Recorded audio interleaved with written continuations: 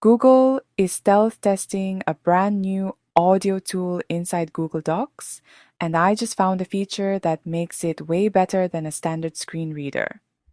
Most tools like this are stuck in a sidebar, but this one, it's completely floating.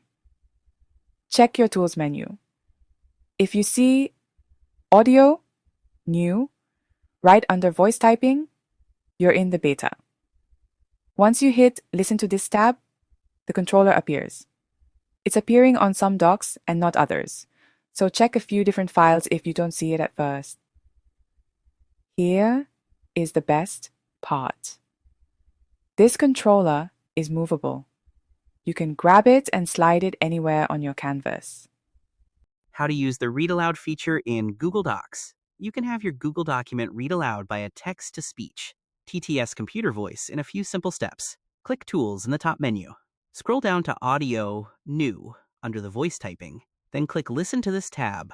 Press the play button on the floating controller, and the reading will begin automatically from the start. The Read Aloud floating controller provides several controls for managing the narration. Play/pause. Start or temporarily stop the reading. Timeline bar. Skip to the next or previous 1x by click and select speed from 0.5 to 2.0. The reading. Timeline bar. Skip to the next or previous sentence by toggling. Speed adjustment. Use the playback speed icon shows 1x by click and select speed from 0.5 to 2.0. The reading speed. Change voice. Click 3 dots and change voice. Select one you like from following 7 voice choices. Educator. Friendly, higher pitch. Narrator. Smooth, medium pitch. Teacher. Clear, low pitch. Persuader. Engaging, low pitch.